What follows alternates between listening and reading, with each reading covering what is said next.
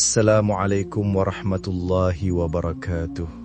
Pernahkah engkau mengalami hari-hari panjang ketika angka tidak bergerak, pesan sepi, dan dadamu seolah berlomba dengan waktu? Engkau menunggu kabar baik, namun yang datang hanyalah kecemasan. Engkau berusaha kuat, tetapi batinmu sering pasrah pada rasa sempit. Di saat seperti itu, manusia mudah bertanya, di mana letak kunci rezeki? Di mana ruang lapang yang dijanjikan? Kita menatap layar dan merasa sendirian, padahal Allah selalu dekat. Terkadang kita berdiri di tengah hiruk-pikuk, tetapi hati sunyi. Berita berseliweran, strategi datang silih berganti, perangkat semakin canggih, namun jiwa terasa makin rapuh. Engkau melihat orang lain berlari, engkau ingin mengejar, lalu engkau kehilangan nafas. Namun, adakah jalan yang lebih lembut daripada sekedar memperbanyak langkah kaki? Adakah cara menata ulang ruang batin agar langkah menjadi terarah? Pertanyaannya, mungkinkah rezeki yang kita cari sebenarnya menunggu hati yang siap menerimanya? Saudaraku, engkau tidak salah ketika bekerja keras, engkau tidak salah ketika belajar strategi, itu semua bahagian dari ikhtiar. Tetapi seringkali kita mengira hasil terletak seluruhnya pada tangan. Padahal ada kunci yang halus, kunci yang tidak terlihat namun terasa oleh jiwa yang jernih. Itulah ketika engkau menyalakan harapan dan mengembalikan remote-nya kepada Allah. Ketika engkau memelihara syukur yang kecil, doa yang pelan, dan sedekah yang tulus. Di sana, getar hidupmu berubah. Cara pandangmu bergeser dari sempit ke lapang. Engkau mungkin pernah berdiri di depan cermin dan bertanya, mengapa pintu terasa berat? Bisa jadi bukan karena pintu tertutup, melainkan karena tanganmu menggenggam kuat rasa takut. Takut kekurangan, takut gagal, takut dipermalukan. Rasa takut tidak hilang dengan dikejar. Ia tenang ketika engkau berdamai dan menyebut nama Allah. Engkau menarik nafas panjang. Engkau berkata dalam hati, aku tidak sendiri. Aku punya Tuhan yang melihat niat, mendengar doa, dan menata rezeki sesuai waktunya. Dalam tradisi para bijak, manusia diajak menjaga kebersihan hati. Di sore yang hening mereka berpuasa sunnah, merapikan niat, menakar kata, menutup pintu maksiat, dan membuka jendela syukur. Mereka percaya rezeki berjalan di jalurnya. Tugas manusia adalah menyelaraskan diri. Engkau menjemputnya dengan tangan yang bekerja dan hati yang bertawakal. Engkau menjaga jarak dari riba, sebab riba merusak keberkahan. Engkau menata hutang dengan bijak agar kepala tidak tertunduk. Engkau memberi sedekah, meski kecil, karena sedekah melegakan dada. Lihatlah pagi hari ketika cahaya pertama menyentuh bumi. Ia tidak tergesa, ia datang setia, mengurai gelap selapis demi selapis. Begitulah hati yang menempuh jalan pulang. Ia tidak perlu berteriak, ia cukup menjaga arah. Engkau pun begitu. Ketika bangun, sebut nama Allah. Sisipkan syukur yang sederhana. Ketika berjalan, jaga pandangan. Ketika merancang usaha, niatkan manfaat. Engkau tidak tahu dari mana angin membawa kabar baik. Tugasmu menyiapkan perahu, menguatkan layar, dan berdiri dengan sabar. Ada yang berkata, aku sudah lama menunggu, mengapa belum juga datang? Saudaraku, sabar itu bukan berarti diam. Sabar adalah bergerak dengan jiwa yang tenang. Seperti petani yang menanam, ia menaruh binih di tanah, memberi air, mengusir hama, lalu menunggu musim. Ia tidak menggali binihnya tiap hari. Ia percaya pada sunnah Allah pada tanah. Begitupun rezeki. Tanamkan niat yang ikhlas, sirami dengan doa, jaga dengan sedekah, dan pelihara syukur. Engkau akan melihat tunas kecil menembus bumi. Allah mengajarkan kita untuk tidak berputus asa. Ketika pundak terasa berat, beristirahatlah di pangkuan malam. Wudu yang dingin mengembalikan jernih. Sujud yang lama mengembalikan rendah hati. Zikir yang pelan menenangkan arus darah. Engkau mengucap astaghfirullah dan hati terasa lebih ringan. Engkau memohon kelapangan bukan karena engkau layak, tetapi karena Allah Maha Pemurah. Di sana, engkau belajar memindahkan beban dari pundakmu ke sajadah. Dengarkan kalam yang mulia. Innallaha la yughayyiru ma biqaumin hatta yughayyiru ma bi anfusihim. Surah Ar-Ra'd ayat 11. Ayat ini bukan cambuk, melainkan pelukan. Ia mengingatkan bahwa perubahan bermula dari dalam. Ketika kita mengubah cara memandang, cara merasa, dan cara berharap, dunia pun merespon dengan wajah yang baru. Engkau tidak sedang melawan dunia sendirian. Engkau sedang mengembalikan urusannya kepada pemilik dunia. Maka, mari kita rapikan rumah batin. Kita sisihkan barang-barang lama yang memenuhi pikiran. Kita maafkan yang sempat menyakiti. Kita kembalikan apa yang bukan hak. Kita tutup pintu riba. Kita atur hutang setahap demi setahap. Kita keluarkan sedekah, meski kecil. Ingat, sedekah bukan melemahkan harta, melainkan menguatkan relasi kita dengan langit. Dari situ, engkau akan merasakan sebuah aliran yang lebih jernih. Kalimat jadi lembut, wajah jadi ramah, peluang merasa diterima. Ketika engkau memegang ponsel dan hendak menulis penawaran, berhenti sejenak. Ucapkan basmalah perlahan, niatkan manfaat, bayangkan orang yang membaca tersenyum dan merasa tertolong. Tulislah kata-kata yang jujur. Engkau mungkin tidak langsung mendapat balasan, namun engkau menabung citra yang benar. Pada akhirnya, orang tidak membeli barang semata, mereka membeli rasa aman, dan rasa aman tumbuh dari hati penjual yang tenang. Ada kalanya engkau melihat orang lain melesat. Jangan buru-buru merasa kecil. Mereka punya jalan, engkau pun punya waktu. Tulislah syukur di buku kecil setiap malam. 3 baris sudah cukup. Hari ini aku sehat. Hari ini ada yang membantu. Hari ini aku bisa menahan diri dari tergesa. 3 baris itu menyalakan pelita kecil. Besok pelitanya membesar. Dalam beberapa pekan, engkau menyadari dadamu lapang tanpa sebab. Itulah sebabnya. Saudaraku, engkau tidak dituntut sempurna. Engkau diminta jujur kepada Allah dan jujur kepada diri. Bila gagal, akui dengan lembut. Bila berhasil, rendahkan hati. Jangan melukai orang untuk menambah angka, sebab angka yang melukai akan memakan hati. Pilihlah berkah meski tampak kecil, sebab berkah kecil tumbuh menjadi pohon rindang. Engkau akan duduk di bawahnya dan mengundang orang bernaung. Kita cukupkan bab pertama ini sebagai sapaan. Aku mengajakmu menarik nafas panjang. Biarkan hatimu menutup hari dengan tenang. Besok, kita melangkah lagi. Pelan, pasti, dengan hening yang menjaga, dengan doa yang mengawal, dengan sedekah yang memelihara. Kita tidak sedang mengejar dunia, kita sedang menata jiwa agar dunia datang di waktu yang tepat. Saudaraku, pernahkah engkau memperhatikan bagaimana hidup terkadang berjalan dengan cara yang sulit kita pahami? Ada orang yang tampak bekerja sekuat tenaga, dari pagi hingga larut malam, namun usahanya tidak juga berbuah seperti yang diharapkan. Ada pula orang lain yang langkahnya terlihat sederhana, bahkan seolah tidak banyak usaha, namun rezekinya justru mengalir deras, pintu-pintu peluang terbuka tanpa henti. Pertanyaan yang sering muncul adalah, mengapa demikian? Apakah Allah tidak adil?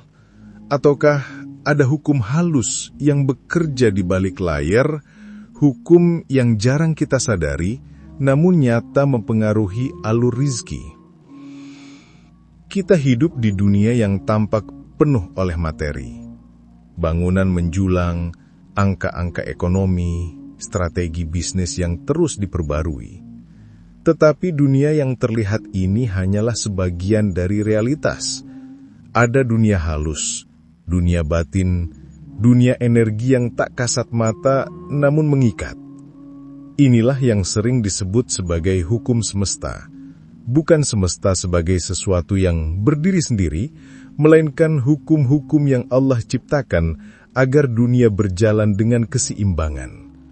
Sebagaimana Allah menciptakan hukum gravitasi, sebagaimana Allah menetapkan siang dan malam, sebagaimana Allah mengatur pasang surut laut, Demikian pula ada hukum halus yang mengatur cara rezeki mengalir.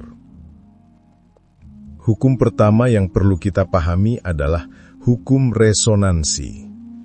Kau akan menarik sesuatu yang seirama dengan apa yang kau pancarkan.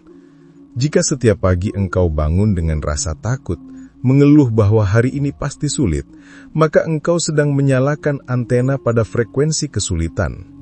Tanpa sadar, ucapanmu, sikapmu, bahkan ekspresimu akan memantulkan rasa berat itu.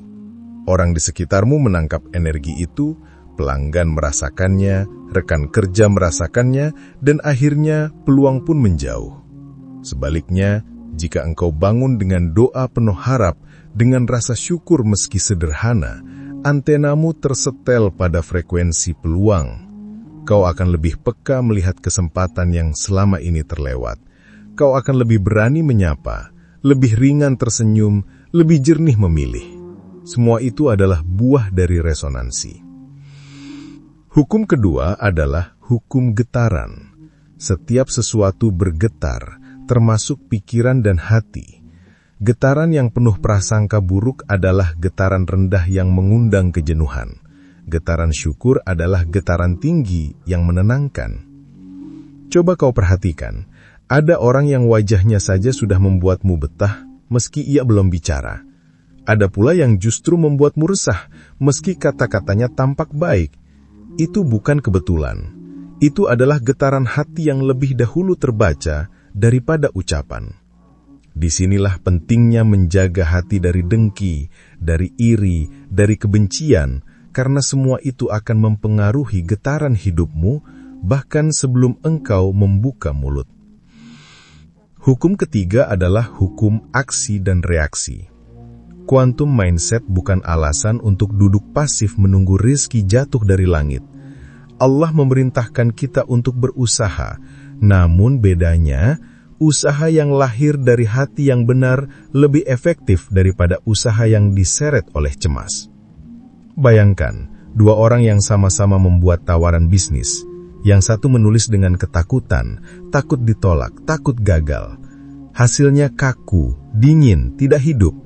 Yang satu menulis dengan keyakinan, dengan harapan tulus untuk memberi manfaat. Hasilnya hangat, meyakinkan, dan orang pun merasa terhubung. Energi niat itulah yang membedakan hasil, meski tulisannya mungkin hampir sama. Hukum keempat adalah hukum fokus.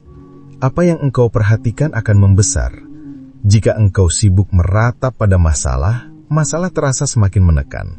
Jika engkau memilih menaruh perhatian pada solusi, pintu-pintu baru lebih mudah terlihat. Fokus adalah kaca pembesar. Ia bisa membesarkan beban atau membesarkan peluang. Pilihan ada di tanganmu. Hukum kelima adalah hukum syukur. Syukur bukan hanya tanda terima kasih, melainkan juga pintu pembuka rezeki.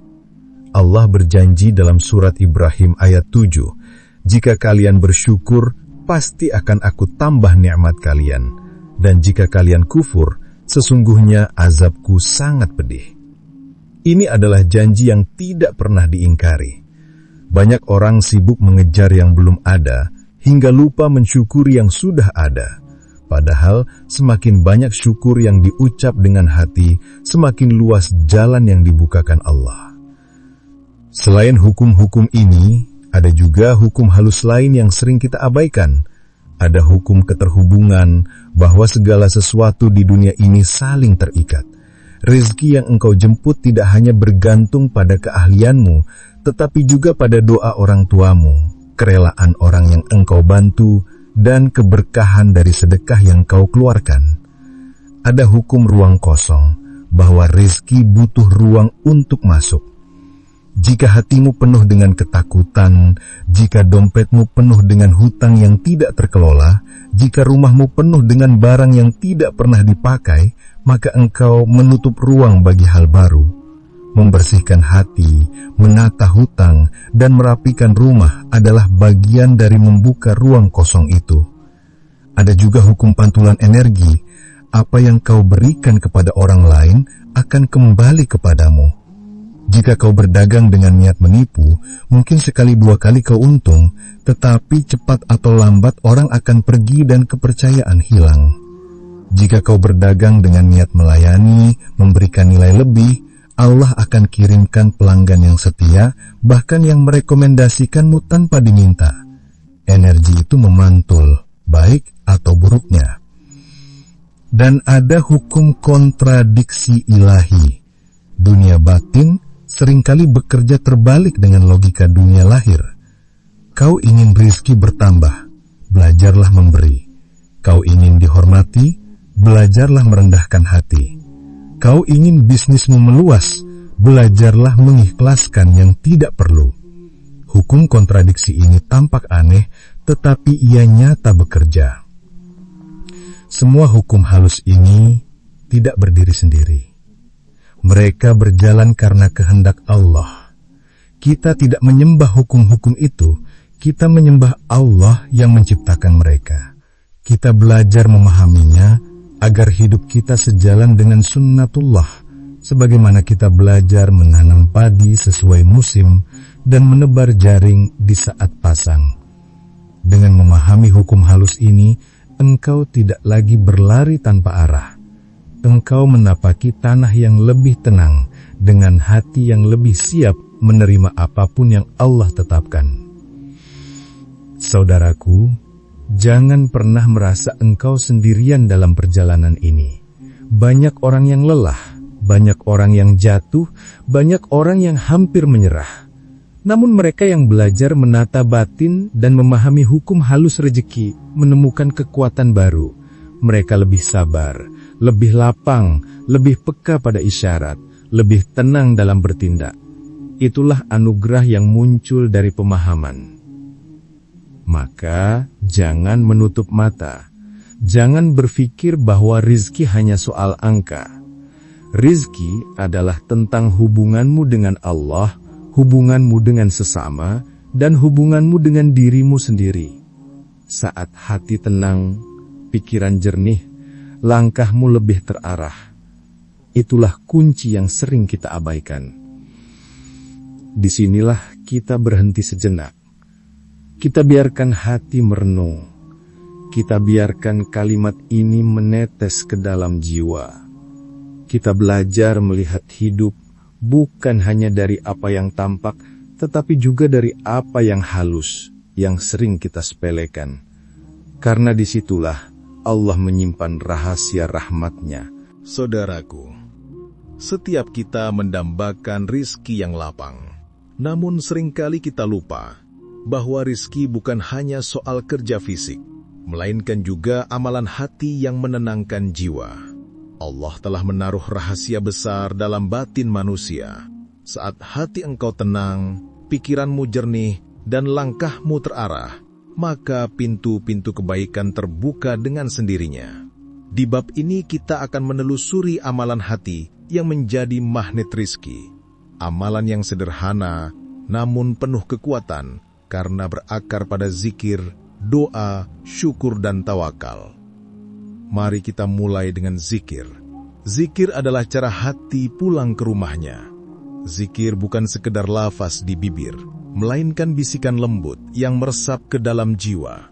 Ketika engkau duduk tenang, menyebut nama Allah dengan perlahan, hatimu mulai melunak, keras kepala mulai melembut, rasa takut mulai surut, kecemasan mulai reda. Zikir mengembalikan hati pada pusatnya.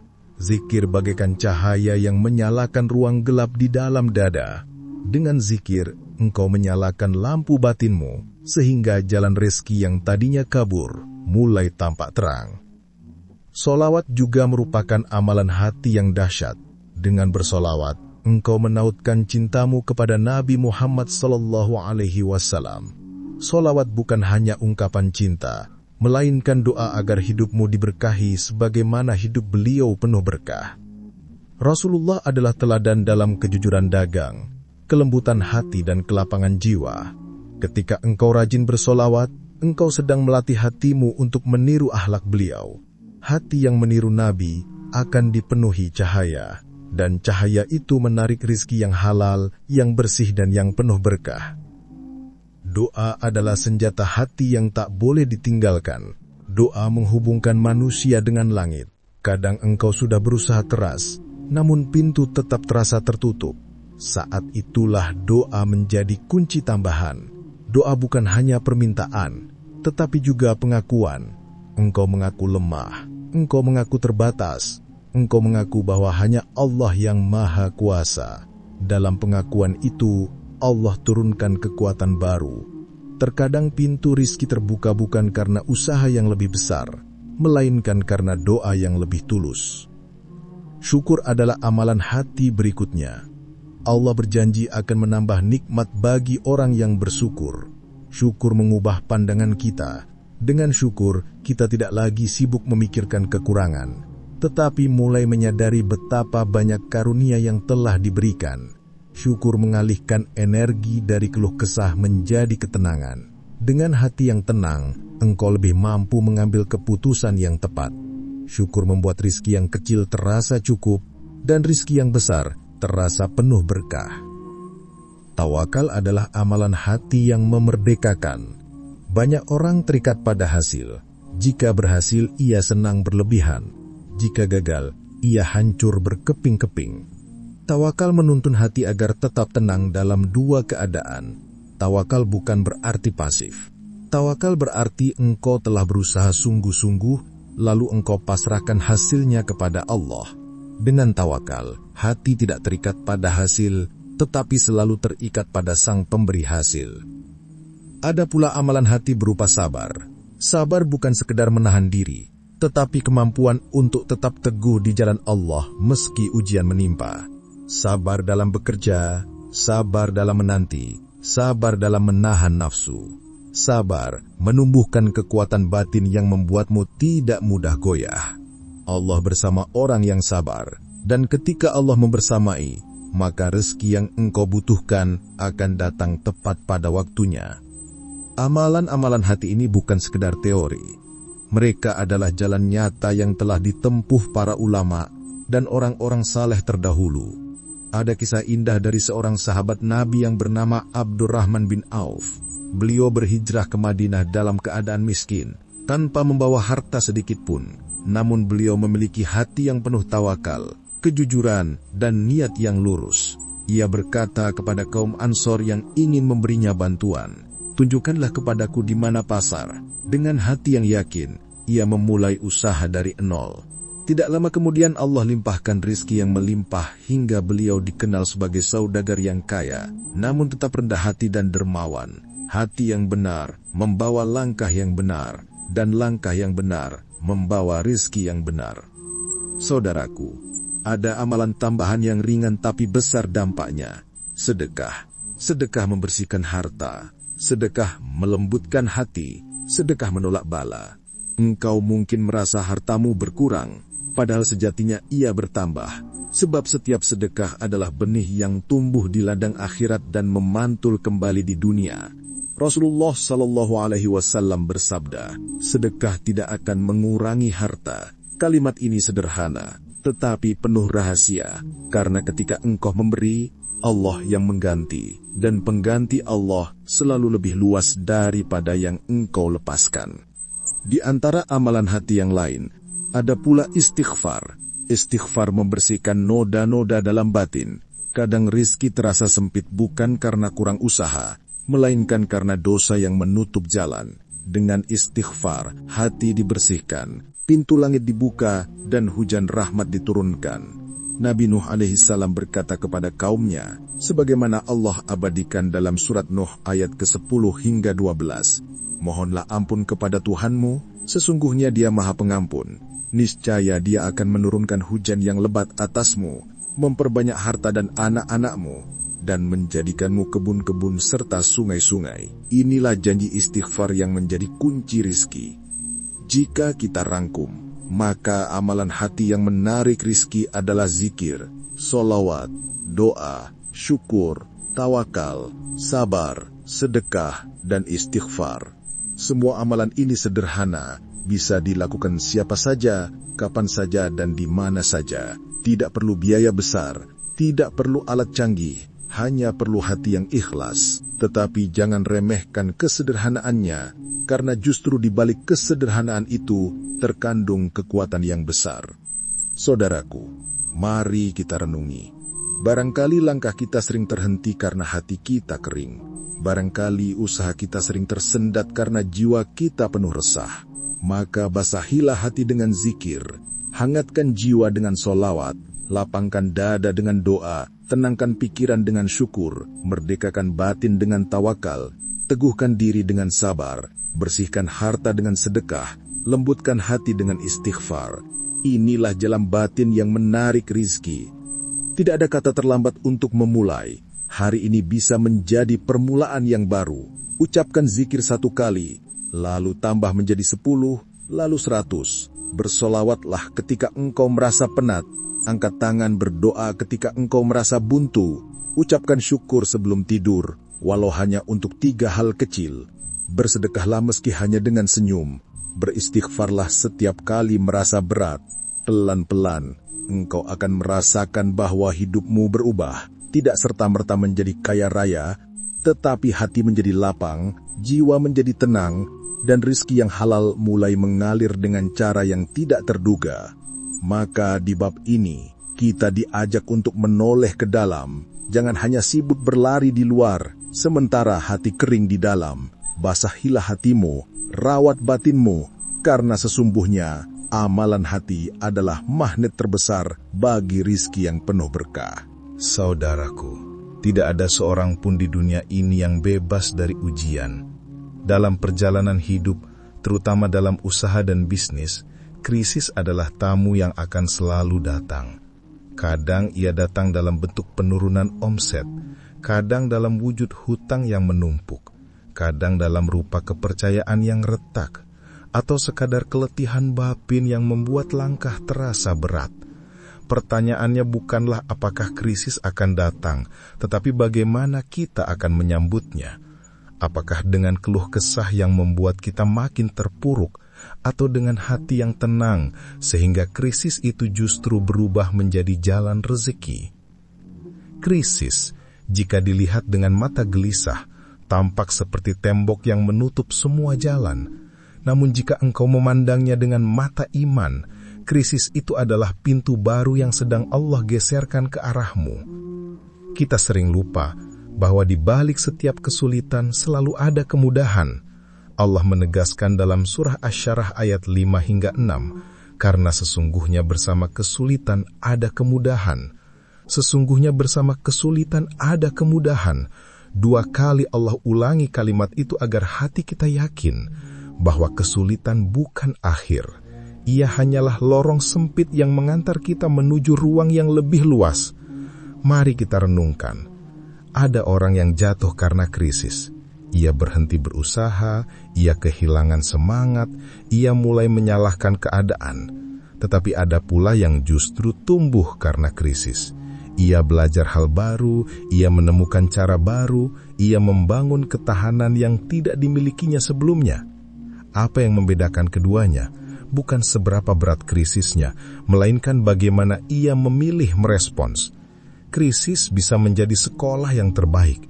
Ia memaksa kita menguji niat, memperbaiki cara, dan menguatkan sabar. Ia membongkar kelemahan yang selama ini kita abaikan. Ia mengajarkan bahwa kekuatan sejati bukanlah kemampuan menghindari ujian, melainkan kemampuan berdiri kembali setelah jatuh. Banyak pengusaha besar justru menemukan jalan suksesnya setelah melewati kegagalan yang berkali-kali. Krisis membuat mereka lebih rendah hati, lebih bijak, dan lebih dekat kepada Allah. Mari kita belajar dari sebuah kisah.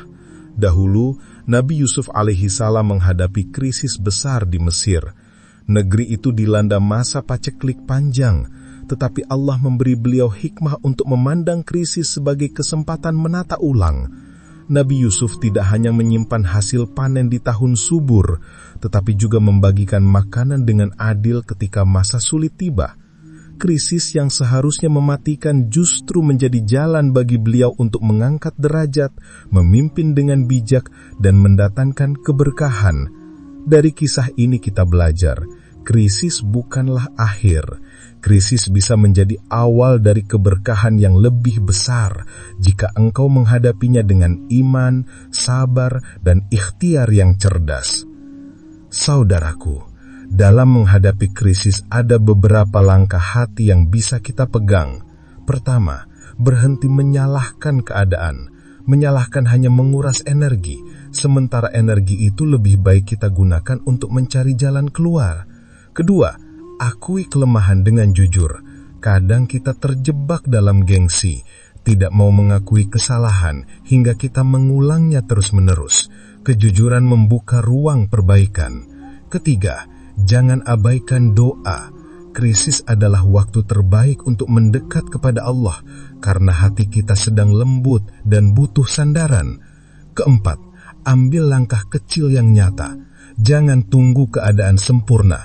Lakukan perbaikan sederhana hari ini, walau kecil, karena langkah kecil yang konsisten akan melahirkan perubahan besar. Krisis juga mengajarkan pentingnya sabar. Sabar bukan hanya menahan diri, melainkan kemampuan menjaga hati tetap tenang saat badai melanda. Dengan sabar, kita tidak tergesa-gesa mengambil keputusan. Dengan sabar, kita memberi waktu bagi Allah untuk menunjukkan jalan. Ingatlah sabda Rasulullah Sallallahu Alaihi Wasallam. Ketahuilah, kemenangan itu bersama kesabaran, jalan keluar itu bersama kesulitan, dan sesungguhnya bersama kesempitan ada kelapangan. Kalimat ini menenangkan hati, mengingatkan kita bahwa kesabaran bukanlah beban, melainkan kunci yang membuka pintu pertolongan. Saudaraku, mungkin engkau saat ini sedang berada di tengah krisis. Hutang menekan, pelanggan berkurang, semangat menurun. Jangan menyerah. Krisis bukan tanda bahwa Allah meninggalkanmu. Krisis justru tanda bahwa Allah ingin engkau lebih dekat. Ia ingin engkau menyadari kelemahan agar engkau kembali bersandar kepadanya. Ia ingin engkau belajar ikhlas agar rezekimu lebih berkah. Ia ingin engkau belajar sabar agar engkau lebih kuat. Ketika engkau menghadapi krisis, ucapkan istighfar dengan lembut. Mohon ampun atas kelalaianmu. Perbanyak sholawat agar hatimu tersambung dengan teladan Nabi. Bangunlah di sepertiga malam. Adukan segala resahmu kepada Allah. Jangan malu menangis di hadapannya, karena tangisan di hadapan Allah justru mengangkat derajatmu. Ambillah sedekah, meski sedikit. Karena sedekah di tengah sempit justru lebih besar nilainya. Perlahan engkau akan menyadari bahwa krisis bukan lagi momok. Ia adalah guru, ia adalah pintu, ia adalah jalan yang mengantar engkau menuju rezeki yang lebih luas. Engkau tidak akan sama lagi setelah melewatinya. Hatimu akan lebih lembut, imanmu akan lebih kuat, dan langkahmu akan lebih terarah. Disinilah kita berhenti sejenak. Kita biarkan hati merasakan makna krisis sebagai bagian dari kasih sayang Allah. Kita belajar melihat bahwa setiap jalan buntu adalah isyarat agar kita menoleh ke arah lain. Kita belajar percaya bahwa bersama kesulitan selalu ada kemudahan. Saudaraku, perjalanan panjang ini membawa kita pada satu kesadaran yang dalam, bahwa rezeki bukan sekedar angka di buku catatan, bukan sekedar untung rugi di pasar, bukan pula sekedar modal yang bertambah atau berkurang.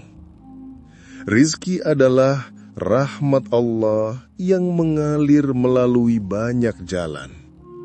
Ada yang hadir dalam bentuk harta, ada yang datang sebagai kesehatan, ada yang berupa keluarga yang hangat, ada pula yang berupa ketenangan hati.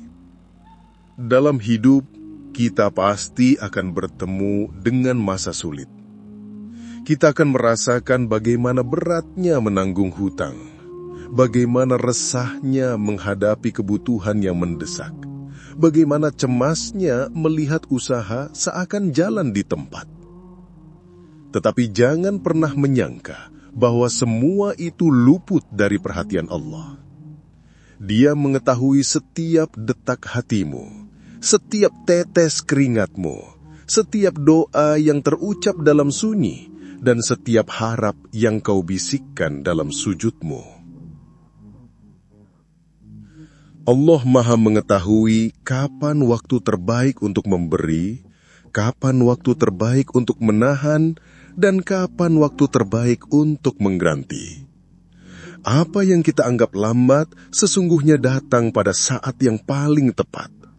Apa yang kita anggap kekurangan seringkali adalah cara Allah melindungi kita dari sesuatu yang lebih besar. Apa yang kita anggap keterlambatan seringkali adalah penundaan penuh hikmah. Ingatlah saudaraku, kesabaran adalah kunci yang tidak boleh kita lepaskan.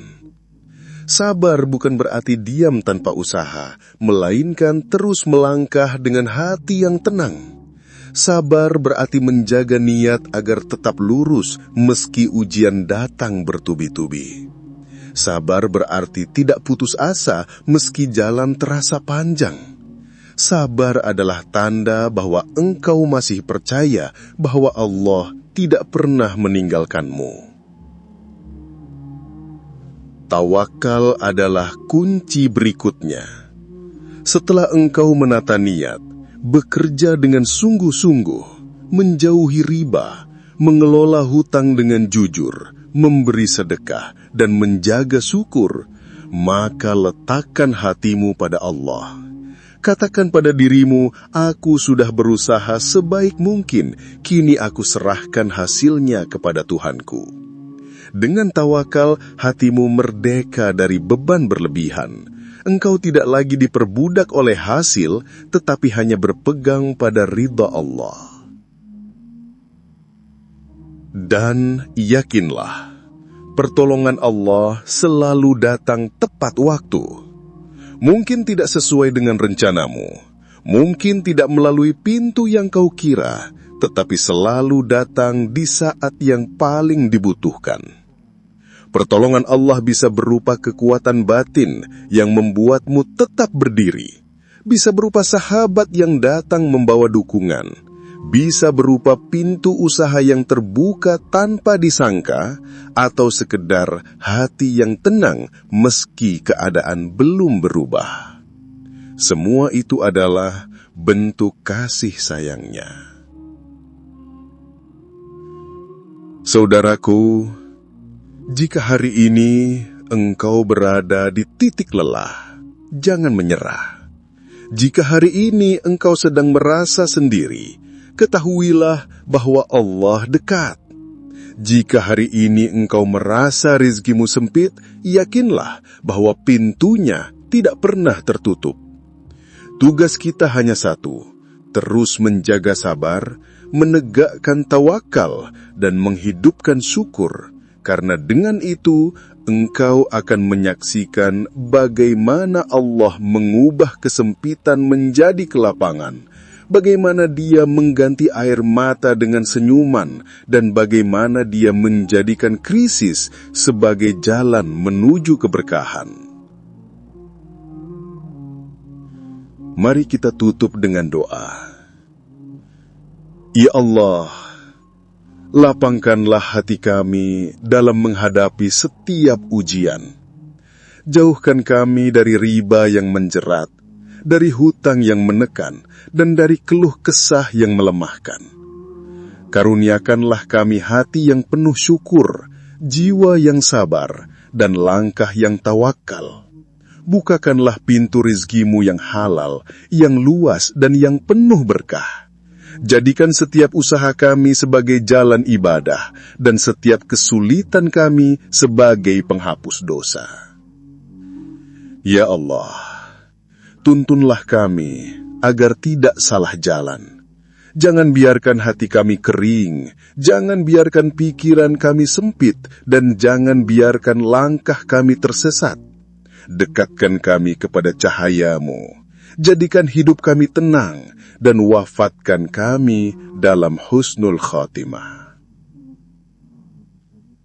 Segala puji bagi Allah yang telah memberi kita kesempatan untuk merenung dan memperbaiki diri.